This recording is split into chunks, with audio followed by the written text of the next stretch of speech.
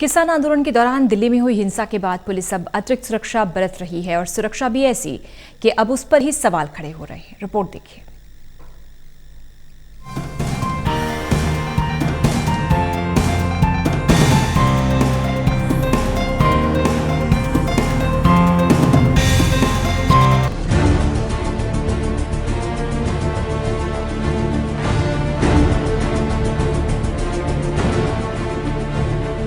इन तस्वीरों को देखकर आपको लगा होगा ये किसी देश का बॉर्डर है और ये तैयारी किसी दुश्मन को रोकने के लिए है, लेकिन आप गलत हैं। ना तो ये किसी देश का बॉर्डर है और ना ही ये तैयारी किसी दुश्मन को रोकने के लिए है। ये तो महज तैयारी है दिल्ली पुलिस की किसानों को रोकने के लिए। अब सबके मन में सवाल है कि सिर्फ किसानों को रोकने के लिए दिल्ली पुलिस ने इतनी तैयारी क्यों की है। सबसे पहले मैं ये फोटो दिखाना चाहता हूँ। ये चीनी फौजियों की है। गलवान के अंदर जब हमारे 20 जवान शहीद हुए थे, ये इनके हाथ में आप देखेंगे भाले, कीले लगे हुए डंडे और नेज़े, जिन्हें बोलते हैं पंजाब में, नेज़े लेके ये खड़े हैं। 20 हमारे जवान चीनियों से मरवाए थे इसी सरकार ने, मोदी साहब की सरकार ने। और आज यही बीजेपी की मोदी साहब की सरकार है। ये मैं फ़ोटो दिखा रहा हूँ, ये कल शाम की सिंघू बॉर्डर की तस्वीर है, जहाँ पे दिल्ली पुलिस यही भाले, नेज़े, डंडे और कीले लगी हुई सड़कों के साथ किसानों के ऊपर जो अत्याचार किए, जीती जागती तस्वीर। आप इन दोनों को मिला के देखिए, कहीं कोई फर्क नजर आ रहा है क्या?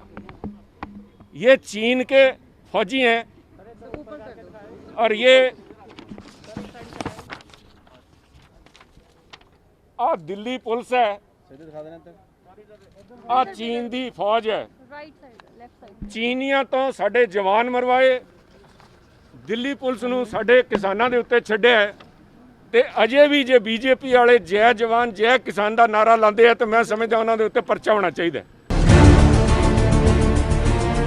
वहीं दिल्ली पुलिस के सूत्रों के मुताबिक दिल्ली पुलिस की कोशिश ये है कि 26 जनवरी को दिल्ली में हुई हिंसा को फिर से ना दोहराया जा सके। इसलिए 26 जनवरी को ट्रैक्टर रैली में हुई हिंसा के बाद दिल्ली पुलिस अब भी अलर्ट मोड में है।